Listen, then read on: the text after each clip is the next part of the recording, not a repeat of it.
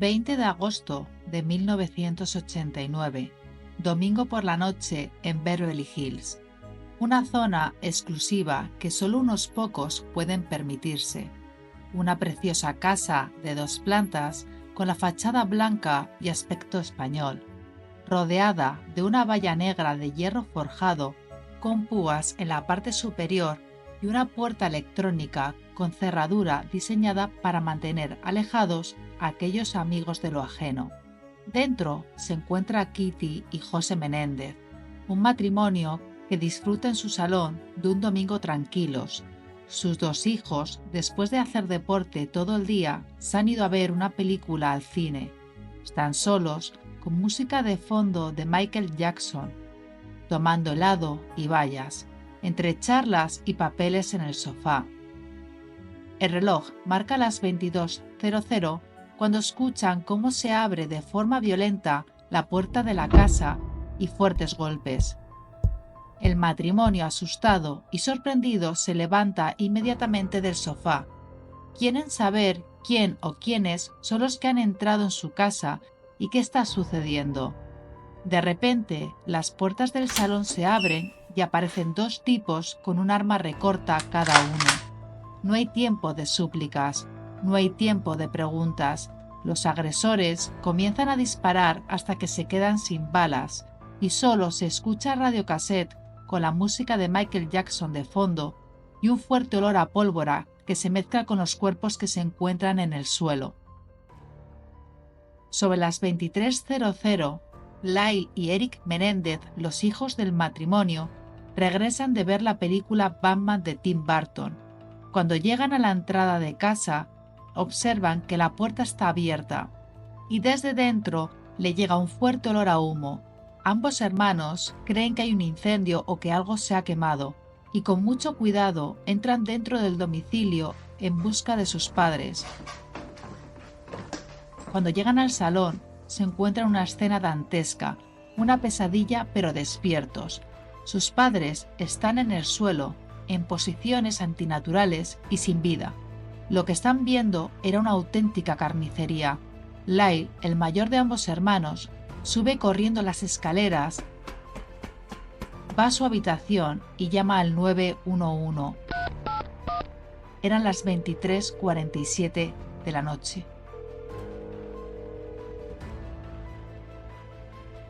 ¿Quiénes son la familia Menéndez?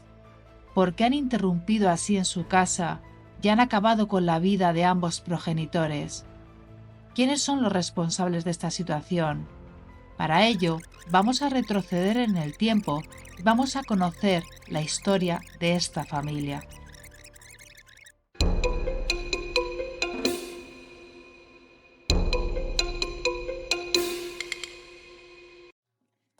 José Menéndez, el patriarca de la familia, nació el 6 de mayo de 1944 en La Habana, Cuba. De descendencia de la alta sociedad, a José no le faltó nada durante su infancia. Fue buen estudiante y gran atleta en natación, una vida prometedora.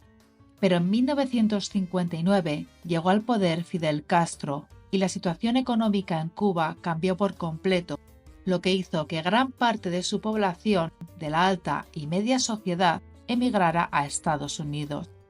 Y esto es lo que le sucedió a José. Emigró con 16 años a Pensilvania, Estados Unidos. Se asentó en Illinois y continuó sus estudios. El objetivo de José era una carrera universitaria, con el fin de tener un futuro con una economía alta. Consiguió una beca de estudios en la Universidad de Illinois debido a su gran potencial para el deporte, y allí es donde conoció a la que se convertiría en su esposa, Mary Louise Anderson, a la que le llamaban Kitty. Kitty nació en 1941 en Oak Lawn, un suburbio al sur de Chicago. Procedente de una familia humilde, sus padres se divorciaron en los años 50, lo que volvió a Kitty una persona con baja autoestima y temerosa de formar amistades durante su infancia. Fue en la secundaria donde adquirió confianza gracias al teatro. Decidió continuar sus estudios y fue aceptada en la Universidad de Illinois, donde se graduó en Ciencias de las Comunicaciones. Allí conoció a José y se hicieron pareja. Kitty terminó la universidad y se marchó a Nueva York para continuar su sueño, y José fue con ella dejando sus estudios. Decidieron casarse y comenzar una vida juntos en la ciudad que nunca duerme. Los principios fueron complicados económicamente. José continuó estudiando en la Universidad de Nueva York para graduarse en contable y Kitty trabajaba como profesora. En 1967, José se graduó y aquí comenzaba el principio de su carrera. El llegar a las altas esferas de América, nadie podía pararlo. Comenzó trabajando en Nueva York y al poco tiempo fue contratado por una empresa en Chicago, donde consiguió llegar a ser presidente con un alto salario. Esta empresa fue absorbida por una compañía más grande y José se quedó sin trabajo. Pero en 1972 comenzó a trabajar para Hertz, hasta llegar a ser el gerente de la misma. La empresa matriz de Hertz era RCA Corporation, y en 1980 se le puso al frente de la discográfica, ganando $500,000 al año. Pero su manera déspota de tratar a sus empleados y la forma tan demoníaca que tenía de trabajar no acababa de gustar a parte de la empresa, lo que en 1986 fue absorbida y a José le invitaron a irse o a llevar una parte más pequeña del negocio. Duro golpe para el ego de José, por lo que decidió marcharse. Durante el ascenso del matrimonio a un futuro lleno de ganancias, tuvieron a sus 2 hijos. El 10 de enero de 1968 nació su primer hijo, Josep Lai Menéndez, y el 27 de noviembre de 1970 su segundo hijo, Eric Menéndez. La educación que José inculcó a sus hijos fue de ser los mejores en todo, ser grandes tiburones en la vida. Esto ejerció excesiva presión en ellos. Para José nunca era suficiente. Durante el tiempo que estuvo trabajando para RCA, se mudaron a Nueva Jersey, cerca de la Universidad Princeton. José se juró que mínimo uno de sus hijos estudiaría allí. Vivieron en la zona durante 16 años, cambiando de casa cada vez mejor. La vida social de los pequeños era escasa. El padre no quería que se relacionase con gente con un nivel inferior que pudieran desviar del camino a los retoños. Estos habían nacido para ser los mejores y no tener que buscarse la vida nunca. El plan de José comenzaba con el deporte, siempre de forma competitiva, siendo más bien un trabajo que un juego de niños. No se podían salir del plan, era un padre estricto y autoritario. Ambos niños se especializaron en el tenis, con los mejores profesores y mejores materiales. Fueron a los mejores colegios. Se les exigía ser los mejores en los estudios y en el tenis. No había hueco para el fracaso, no había hueco para el fallo. Lai destacó en el tenis trayendo varios trofeos, pero también destacó en ser bastante rebelde. Se le multó en varias ocasiones por exceso de velocidad hasta que se le retiró el carné. Su madre contrató a un abogado para volver a recuperarlo. Eric, el más pequeño de la familia, también quería destacar para que su padre se fijase en él. Era mejor atleta que Lai. Su complexión física ayudaba en el juego del tenis, llegando a tener grandes calificaciones en los rankings. Aún así, para José nunca era suficiente. Sus hijos no eran el número 1. Si uno de sus hijos tenía miedo de ir a los cementerios, José lo dejaba solo durante horas entre las lápidas. No había lugar para el miedo, no había lugar para la mediocridad. Para el mundo, la familia Menéndez era idílica, perfecta, eran guapos, atléticos, con mucho dinero, pero de puertas para adentro era una familia que vivía para tener la aceptación de un padre que solo sabía exigir. Con el giro que dio la carrera laboral en 1986 de José y el alto nivel económico a la que la familia Menéndez estaba acostumbrada, su siguiente puesto no podía bajarles de ese nivel que tenían. José encontró trabajo en una empresa de California, Carolco, enfocada en el negocio del cine, una empresa que estaba a punto de la bancarrota y que logró que resurgiera de entre las cenizas. Su salario era de $1 millón al año, más bonos. La familia se mudó a California. Kitty no afrontó bien la mudanza. ella había tejido un círculo cercano en Nueva Jersey. Era alguien en esa ciudad, pero Los Ángeles era muy grande, desconocida. Pero sabía que no podía hacer nada. José había tomado la decisión y no había marcha atrás. A Kitty también le pesaban los años. El proceso natural de envejecimiento la atormentaba. Ver a su marido 3 años más joven, sin un signo de envejecimiento, le hacía sentirse insegura. Temía que José se marchase con otra mujer. Todo esto llevó a Kitty a camuflar ese dolor con pastillas y bebida. Por el otro lado, José tenía aventuras con mujeres mucho más jóvenes, pero dejaba claro que nunca sustituirían a Kitty y a su familia. Comenzaron su vida en Calabasas, pero Lyle se quedó en Nueva Jersey a la espera de saber si era admitido en la prestigiosa Universidad de Princeton, lo cual no sucedió. Fue un duro palo para José, ya que no pudo fanfarronear de la entrada en la universidad de su hijo con sus colegas. Al año siguiente, en 1987, Lyle consiguió entrar, aunque ahí tampoco fue el mejor. Era el sexto mejor jugador de 6 jugadores y cumplía las pautas sobre la aceptación de estudiantes de minorías. Encajaba perfectamente en la categoría hispana. Princeton no es una de las mejores universidades del mundo por capricho. Es una institución donde prevalecen las normas y los valores, un llamado sistema de honor que llevaba desde 1893 instaurado y que Lyle se intentó saltar sin tener consecuencias. En el primer semestre del año, copió casi en su totalidad un trabajo de psicología que presentó. Fue llamado ante un comité disciplinario para una audiencia de casi 4 horas. Leyó un discurso de su padre sobre la ética, pero no funcionó, y fue suspendido durante un año por plagio. Para José fue un duro golpe. Fue a hablar con la universidad e intentó convencer al comité para volver a admitir a su retoño, pero no sirvió de nada, por lo que José responsabilizó a la universidad de que su hijo fuese expulsado por plagio. Lyle finalmente se fue a California a esperar el año para poder volver a Princeton. Intentó trabajar con su padre y tuvo otros trabajos, pero no resultaron agradables para Lyle. Al tiempo, conoció a Jane, quedó prendado de ella y comenzaron una relación que para 1987 se convirtió en un compromiso. Otro duro golpe para José. No aceptaba que su hijo de tan solo 19 años se casase con una mujer más joven que él.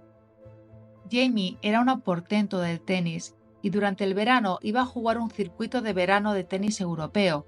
Lyle se las arregló para engañar a su padre diciéndole que estaba en Nueva Jersey en un curso de preparación para volver a la universidad, y todo el dinero que le enviaba a su cuenta lo cambió para poder operar con él desde el extranjero y se fue con James todo el verano a Europa.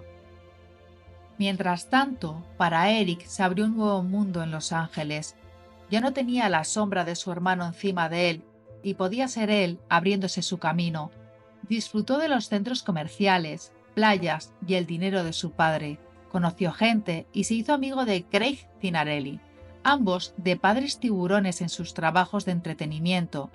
Durante este tiempo realizaron un guión que más tarde llamaría la atención.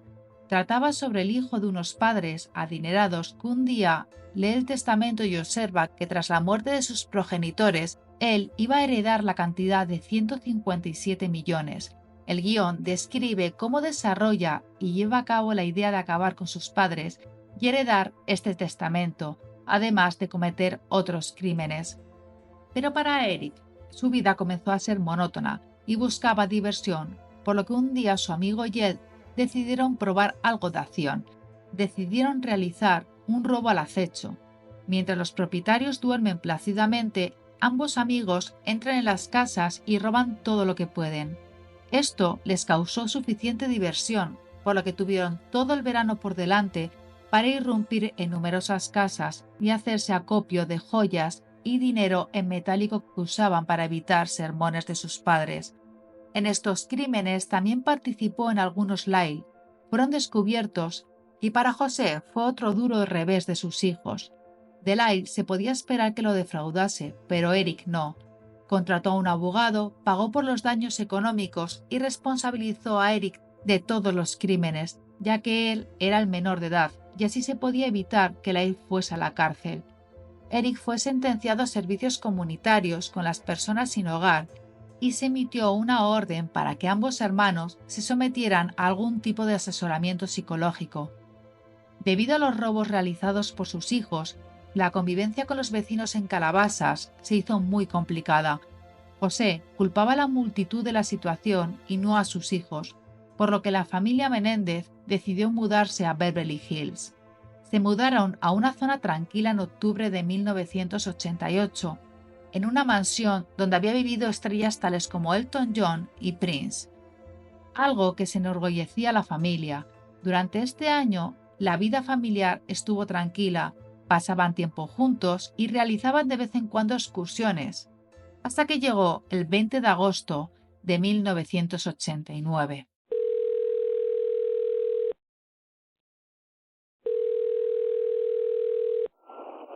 Beverly Hills Emergency. Yes, police. What's the problem? What's the problem? What's the problem? Someone killed my parents. Pardon me? Someone killed my parents. What? Who? Are they still there? Yes. The people... What? No. Were they shot? Yes, man, were they shot? Yes. They were shot? Yes. 102 response, 722 North Elmore, Parking Street. What happened?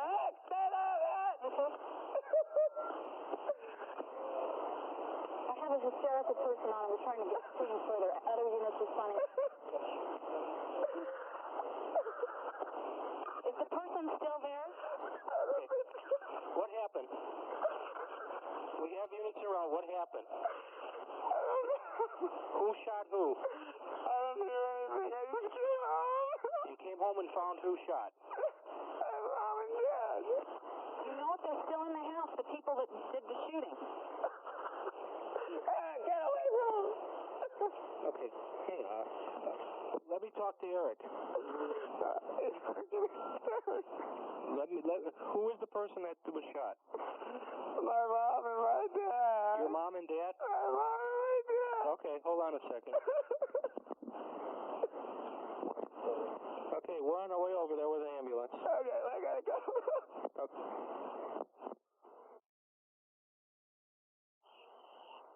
Hello. Hello, this is police department. Yes. Okay, I want you to come outside. Okay, just come out the front door and never my brother.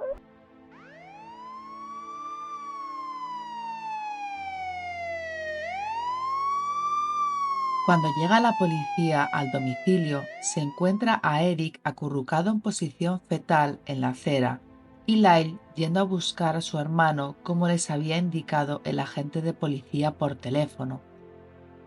En ese mismo momento se comenzó por parte de la policía la investigación para encontrar a los responsables de tal horrendo suceso.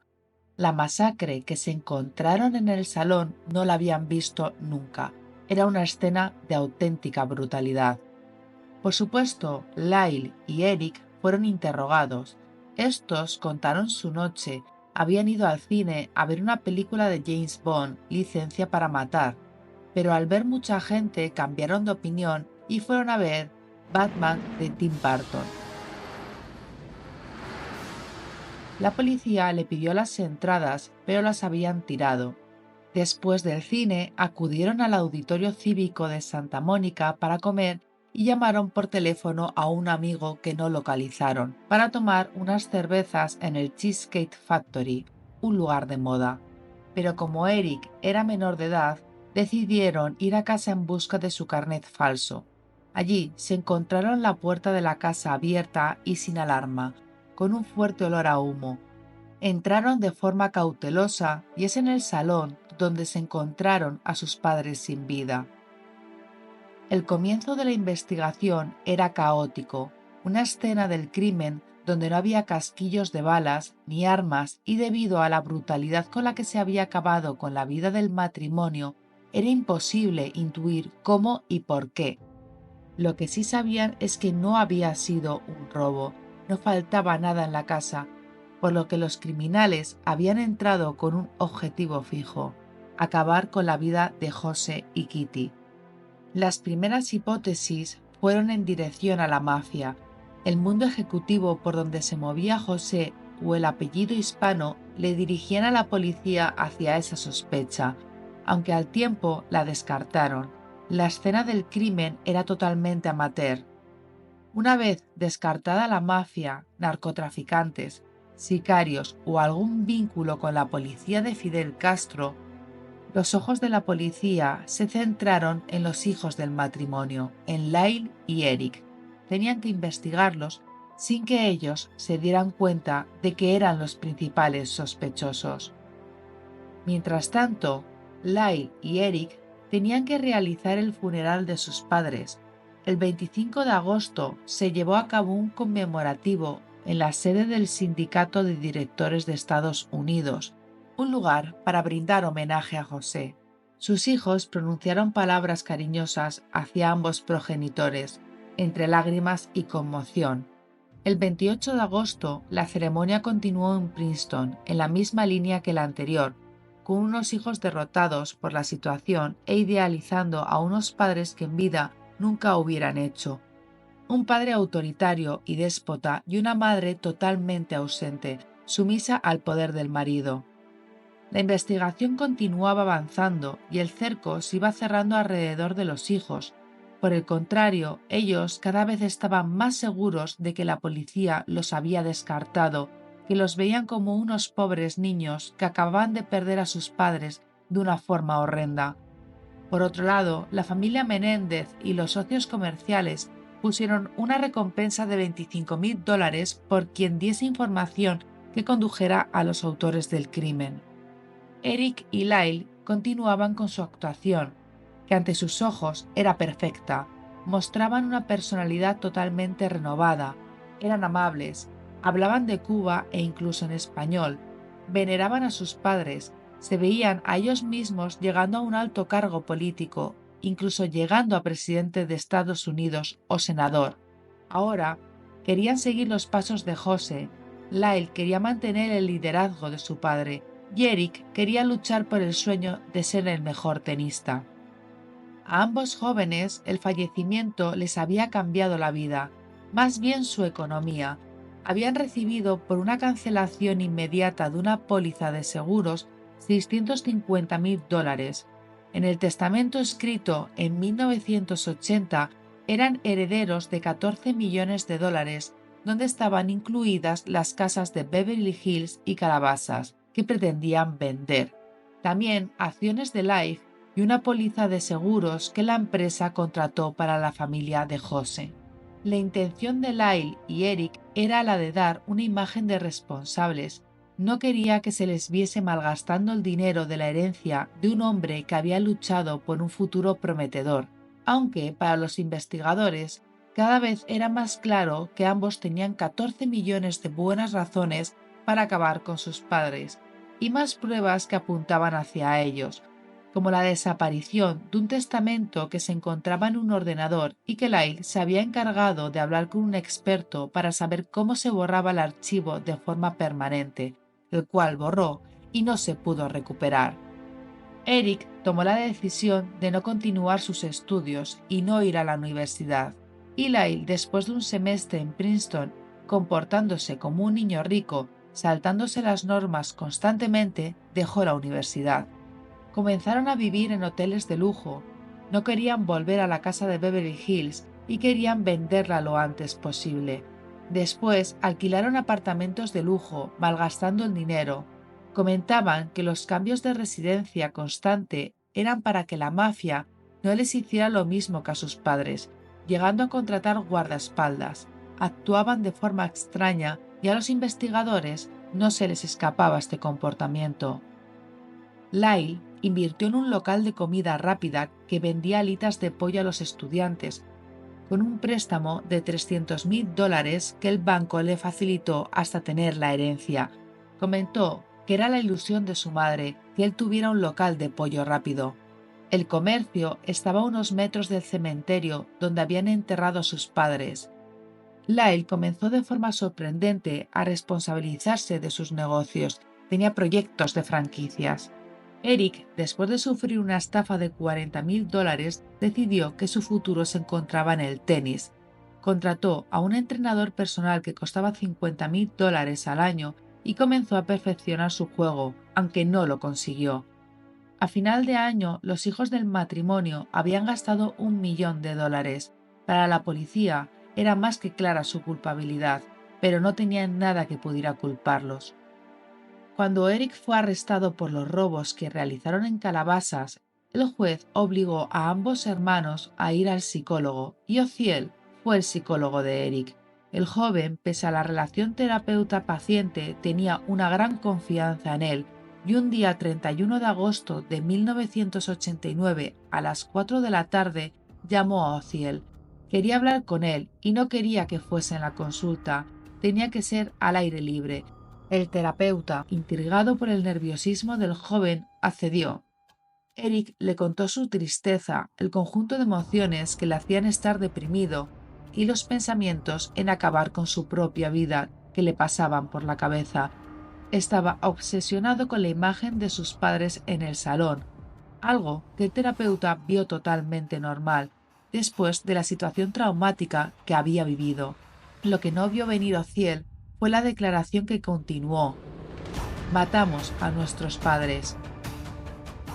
Eric no podía parar, tenía que contarlo, y el terapeuta fue el elegido. Comenzó a contar por qué y cómo lo hicieron. Una semana antes de los crímenes, Eric estaba en su habitación viendo una película llamada El Club de los Chicos Millonarios. Trataba sobre jóvenes millonarios en Beverly Hills que decidieron acabar con la vida de su padre para heredar la fortuna. La idea era brillante, por lo que llamó a su hermano Lyle y ambos vieron la similitud con sus vidas.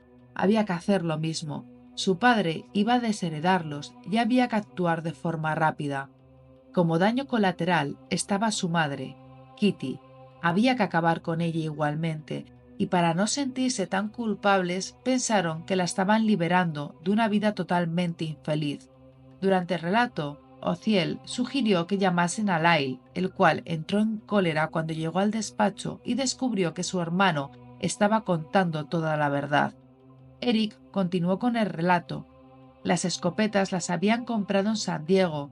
Él fue el primero que apretó el gatillo. Recogieron todos los casquillos de las balas, se cambiaron de ropa que tiraron a un contenedor de basura y las armas en un cañón. A la salida del edificio, Lyle quería acabar con la vida del terapeuta. Su secreto no podía ser desvelado, pero Eric se negó. Por el otro lado, Ociel no podía llamar a la policía. Existía el secreto paciente-terapeuta y el miedo totalmente fundado de que los hermanos acabarían con su vida o con la de su familia. Hubo más sesiones y el terapeuta no dudó en grabarlas y tomar notas. Fueron guardadas como oro en paño. Pero todo se desmontó cuando Ociel decidió expulsar a su amante Smith de su vida y su casa. Tal como salió de la casa del terapeuta, fue directa a la comisaría el día 6 de marzo de 1990 y contó a los investigadores todo lo que había escuchado detrás de las paredes de la consulta: el crimen, las amenazas que había sufrido y las grabaciones y notas que existían, además de detalles del crimen que Lyle y Eric habían dicho. Para la policía se les abrió un mundo. Necesitaban esas cintas para poder inculpar a los hermanos. El día 8 de marzo, con una orden de registro en la mano, la policía cogió las 17 cintas de cassette, diarios y notas que estaban en la casa de Ociel. Lo tenían lo necesario después de 7 meses de investigaciones. 2 horas después arrestaron a Lyle, pero Eric estaba en Israel en una competición de tenis. Este no tardó en enterarse de lo que sucedió con su hermano y por temor a ser arrestado en un país árabe por sus cárceles tan duras, cogió un avión hacia Londres que le llevó a los Estados Unidos, donde se entregó a la policía y fue arrestado en el aeropuerto. Lyle en ese momento tenía 22 años y Eric 19.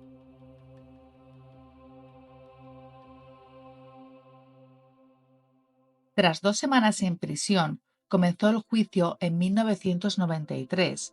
con una previa muy jugosa por parte de la prensa. Se exprimió hasta el máximo la situación que se había vivido en la zona rica de Los Ángeles. Numerosas revistas y periódicos se lanzaron a realizar sus propias investigaciones, tanto de los acusados como del círculo cercano de ellos, además de ser emitido en directo por Court TV. El primer día del juicio, los hermanos Menéndez entraron a la sala sin ser conscientes de que si se demostraba lo que habían hecho, la sentencia podía llegar a la pena capital. Tuvo que ser el mismo juez el que se lo recordara, aunque ellos no cambiaron de semblante. Solo les faltó reírse. ¿Cómo iban a ser ellos declarados culpables? Como fieles defensores se encontraban en la sala los familiares de ambos, además de la pareja de Lyle. Para ellos eran totalmente inocentes y solo estaban en esa posición por ser unos niños que habían heredado mucho dinero. El caso era complicado. En las cintas incautadas por la policía y las notas del psicólogo quedaba totalmente clara la culpabilidad de los hermanos, pero éticamente la confidencialidad paciente-terapeuta se vulneraba. Y aquí estaba la discusión entre defensa y acusación que duró años. El 6 de agosto se emitió una decisión radical que permitiría a la Fiscalía utilizar todas las cintas confiscadas como prueba. Causó un gran revuelo entre el colectivo de psicólogos. Se abría una gran brecha en la confidencialidad entre terapeuta y paciente, lo que llevó a grandes debates éticos. Las amenazas que el psicólogo sufrió por parte de ambos hermanos cumplían con el requisito de proporcionar una excepción a la regla del privilegio. Pero los abogados de la defensa apelaron y consiguieron que las cintas no se usasen. Un tira y afloja durante mucho tiempo con diferentes apelaciones que alargaron el juicio durante 3 años. Pero en marzo de 1991 se dio permiso para usar las cintas.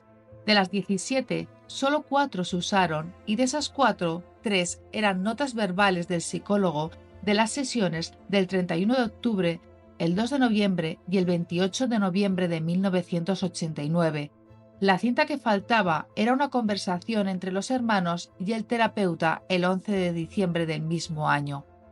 Las cintas revelaban por parte del psicólogo la confesión de Eric, la discusión entre ambos hermanos de quién fue el primero en apretar el gatillo y una en la que el terapeuta comentaba que no mataron a sus padres por dinero, sino por odio y por el deseo de liberarse de ellos, la dominación de su padre, los mensajes de inadecuación y las normas imposibles. Dentro de las cintas se encontraba la amenaza que recibió Ciel por parte de Lyle y que como consecuencia el terapeuta contó a su mujer, a su amante, compró algunas escopetas y revisó el sistema de seguridad de su hogar. Estas declaraciones llevaban directamente a los hermanos a condenas muy duras, les incriminaban directamente por acabar con sus padres, además de amenazar a Ozier por lo que eran capaces de volver a realizarlo. Pero el juicio dio un giro de 180 grados. Los dos hermanos declararon que habían sido víctimas de abusos íntimos durante toda su infancia, además de abusos físicos por parte de ambos progenitores, y que habían actuado en defensa propia. Quizás no estaban en peligro en el momento que sucedió, pero sí durante muchos años. Un giro totalmente inesperado y difícil de poder demostrar si era mentira o no, ya que los únicos culpables ya no estaban, sus padres. De repente, los verdugos pasaron a ser víctimas. Ambos hermanos realizaron varias declaraciones contando los abusos íntimos que José ejercía sobre ellos, siendo bastante específicos en sus relatos.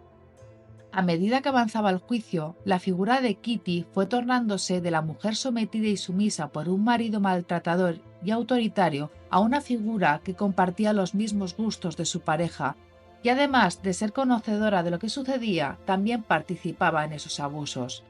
Esta situación tan complicada requería de 2 jurados, uno para cada hermano, para que no interfiriesen las declaraciones. La Fiscalía seguía manteniendo que el crimen había sido por dinero y la defensa por los abusos que habían vivido durante toda su vida. Pero en las grabaciones de las cintas, el psicólogo mantenía que el crimen se había realizado por odio hacia sus padres por los años de autoritarismo, no de abuso, y que había sido totalmente planeado.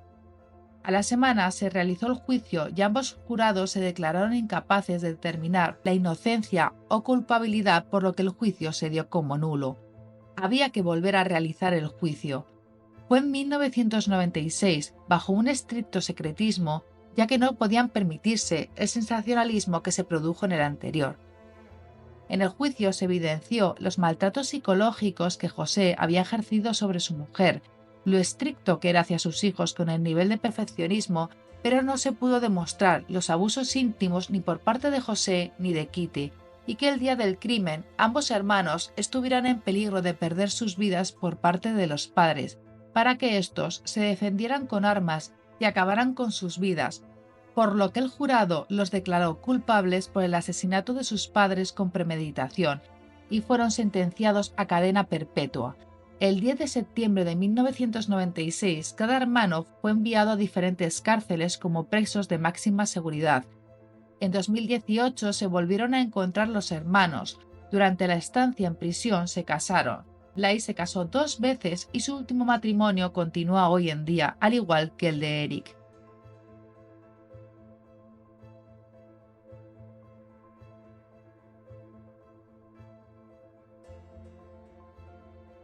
No olvides suscribirte para más contenido como este.